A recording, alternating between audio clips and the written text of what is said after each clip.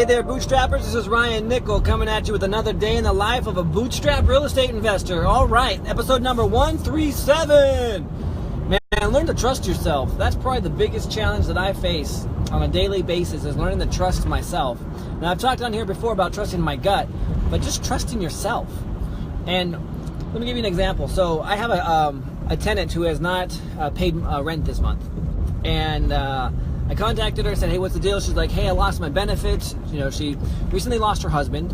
He committed, no, he did not commit suicide. Sorry, he had a heart attack. She woke up one morning, took the kids to school, came back. He didn't still get out of bed. He died, just had a heart attack in bed. And so she has like 4 or 5 kids. They're on the lower end of the socioeconomic scale. And so she, you know, was on welfare benefits for all of this. She's now gone after her, she has an ex-husband, her former ex-husband for lack of child support. So she never had to worry before because she had this guy that was paying for her. But anyway, so her benefits got cut, but her daughter has SSI issues, and so she got awarded that, but the money hasn't come yet, so she's looking for back pay, all these other things. And so I'm just like, so I called her up and said, hey, you know, what's going on here? The rent is due. And she's like, oh my gosh, this has been the worst month ever. My benefits were cut, but I got, you know, awarded SSI, so that, but that money hasn't come yet. My ex-husband who lives in South Dakota, we got awarded that he's going to start paying child support now every 2 weeks. All these things are like happening in my life. Can you just give me a little bit of time? I'm like, sure, whatever. When it's supposed to be there? She's like, Friday. So Friday comes and goes, and I go on Saturday and I contact her. And I'm like, hey, has it come yet? She's like, no, it's not here yet, but for sure on Monday. I know it's in the mail. And so Monday comes, and I just said, hey, you know, can I have an update? And so get this, man. Get this. So she's like, yeah, you know, so at like 8:30, 9 o'clock in the morning, I was like, hey, so what's the game plan for today, okay? And she's like, oh, mail doesn't come until like 3:35. You know, that's when mail comes. I'm like, okay, yeah, no big deal. So my wife, we had an OB appointment. I go and we had the ultrasound first. Baby's healthy, thank God. Everything is going great. And then she's like, hey, you know what? I know you have some errands to run, so just go ahead and drop me off at the OB. I have to do my appointment, and you can come get me when I'm done. So I'm like, sure. I got to go to the post office and things like that. So I go to the post office, and I'm just like, I got some time to kill. Hey, there's a pawn shop here. There's some items I need to get, like a new drill, since someone stole my drill at one of our rentals. So anyway, I go in there and I'm looking around and all this stuff, and I hear this voice. I'm like, this voice sounds really familiar. And then the lady goes, well, where do you live at? She's like, I live at 245, and she like, you know, gives the address. I'm like, that's my house. And she's like, in your name? And she's like, that's my tenant. And I'm like, now I want you to think about this here. So I'm in the pawn shop. And she's talking. She's like, yeah, my son wants a PlayStation 4, but I don't think he can afford it. You know, or not afford. She's like, I don't trust him. He's not going to break it and all this stuff. So I'm just going to buy on these games, and hopefully he doesn't lose these games. Except she doesn't use the word buy. She just says, I'm going to get him these games. And I'm like, what the hell is going on here? Don't have money for rent, but she can get her son some games? So I'm losing it. Like, in my mind, I'm like, I need to go confront this lady. You know, in front of everybody. So I'm over by the front door where they have the guitars and things like that. I play guitar, so I pick one up and I'm playing with them. I'm like, oh, hey, what's going on? You know, and she's like, oh, hey, what are you doing here? Kind of like, you know, embarrassed she got caught. So anyway, I was like, yeah, you know, hey, does this, you know, did the money come today? You know, I'm like trying to be like nice about the fact, like, I'm like, you owe me money. What are you doing here shopping, kind of thing. Yeah, I know, I'm kind of a jerk that way. So she's like, oh no, it hasn't come yet. You know, later today, hopefully it's in the mail. I promise it's in the mail. But she like won't make eye contact. And so like, I'm like, all these like cues are like in my mind triggering me, like, she's lying, she's lying, she's lying, she's lying, you know. And I'm like, and I just went through 2 evictions. 2 evictions. One lady's still there after court. I got it until the end of the month. Another guy just damaged the heck out of the property. So I'm like, this can't be a 3rd one. I'm not going through a 3rd eviction. So I'm like, all right, just come on, relax. She's like, yeah, 3:35, it should be there. So I go home, I do my thing, and I'm like getting anxious. I'm like freaking out, man. And this is what happens. This is the real life stuff, man. As a real estate investor, you start worrying about your properties. You start worrying about your tenants. Are they going to pay? Are they going to, you know, do they do things that they say they're going to do? And so I'm sitting there and I'm like at home, and my wife goes, Ryan, what are you doing? I'm like, you know, it's dinner time. I'm like, I'm working on something real fast. And so like trying to like kill the time. I'm working on my book, actually. I'm editing my book. And so 5:30 we have dinner. Okay, so Monday night, we have dinner, we do all our thing, and then afterwards we have family. We have something we call family home evening. So on Monday nights it's our family night. We'll have a lesson, usually about God and Jesus, or just like something that's an issue that we go over with the family that the kids are like struggling with, like respect or something. So we'll go over those, something to teach the family, and then we'll have like an activity that we'll play together or do together, and then we'll have the dessert. So we always do those things. And so it's like 6:30, and I'm like, you know what?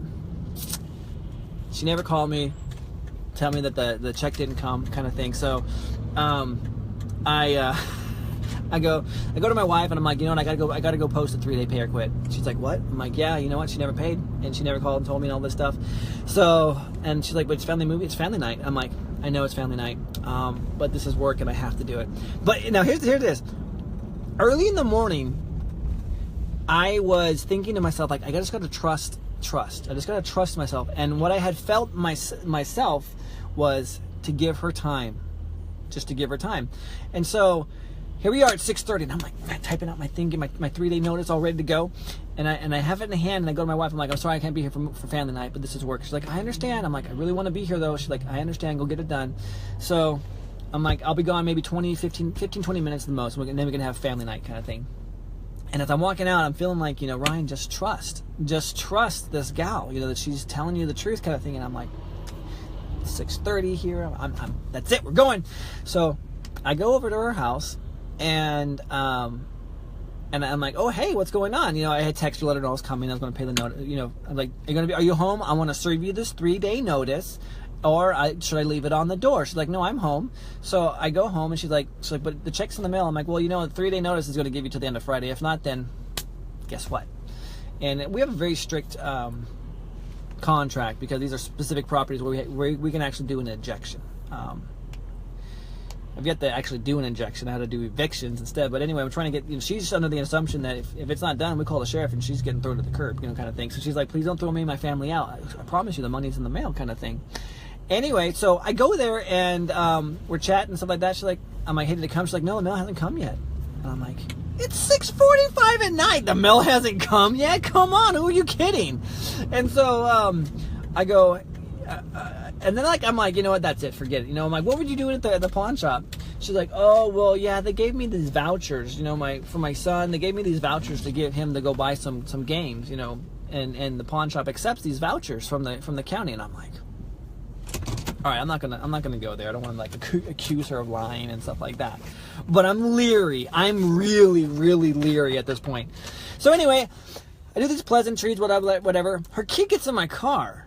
So my car's running, and I leave my car door open, showing that I'm not going to stay long. And my Wilson's in the back seat here, and the car's running because I have the air conditioner on. Her kid gets in the car and acts like he's going to drive. This little 5-year-old. I'm like, get the hell out of my car! His mom's like, get out of the car right now! I'm going to beat your ass! And I'm like, holy crap. So I run over, and the kid's telling his mom, he's like, ha ha ha ha ha, I ain't doing nothing. He's like, he's gonna put the car in park or put it in drive. And I'm like, that's it.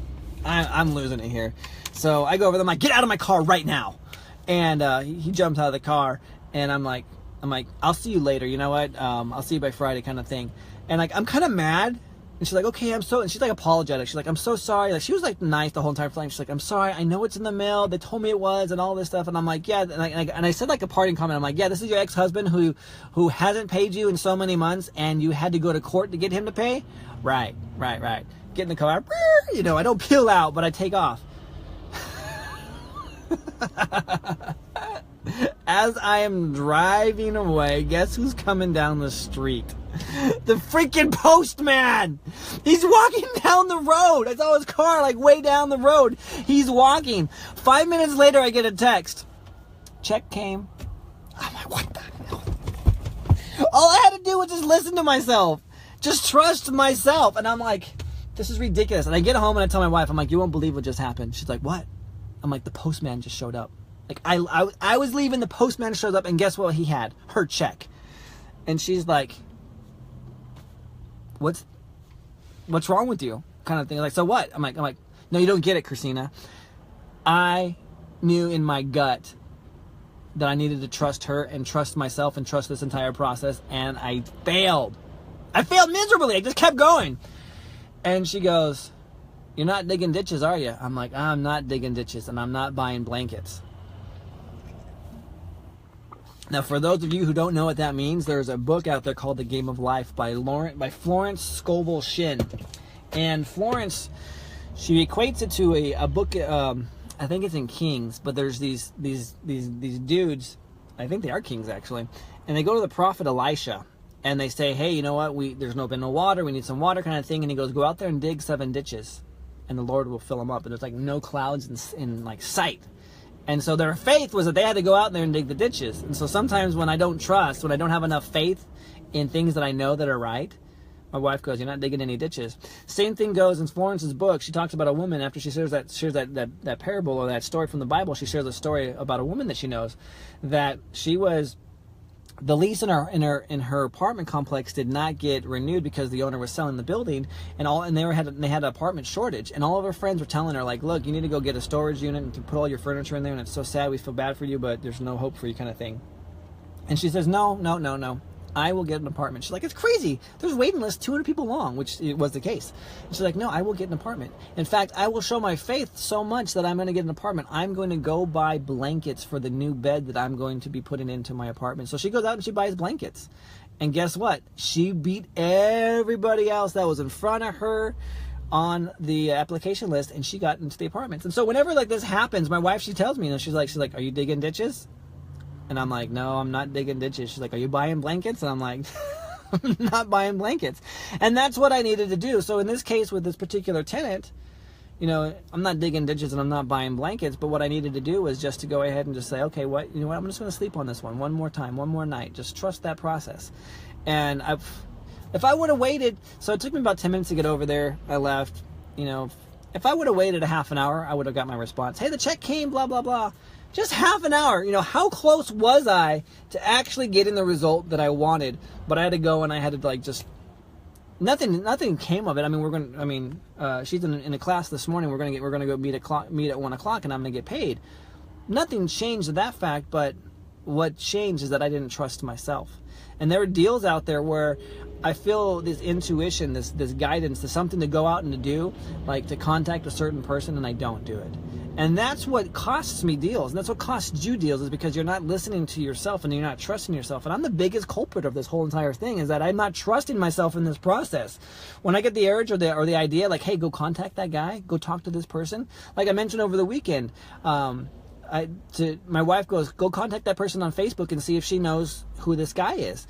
And I listened, I did it, and guess what? You know, bam, she knows exactly who this dude is and what his situation is. And so those are certain things that by not trusting yourself, by me not trusting myself, I'm missing opportunities, because these insights, these revelations are coming at me daily, and sometimes I act and sometimes I don't. So I am looking for I'm trying my very best as a real estate investor, because my focus is looking at, like, how do I make money in this environment? How do I make money as an investor? And when I ask those questions, ideas and answers come. Sometimes I listen and sometimes I don't. I'm trying to get better at actually listening and acting on those promptings. They don't always pan out, but at least I am becoming more and more in tune with those promptings, so that when they do come and they do work out, I'm like, yeah, that's right. When's the next one? But it's crap like this, like last night, that I don't trust myself, and so that's not happening. So anyway, just wanted to share that brief story, and it does apply. I mean, this deeply applies to real estate. It's a very intuitive game. It's a very intuitive market that you have to go out and find the best deals that are out there. You got to know when to fold, and you got to know when to cash in your chips. So, all right, I'm Ryan Nickel. I got to go jump into a meeting right here. Just wanted to share a little bit of my failures when it comes to listening and trusting myself. All right, I'll see y'all later.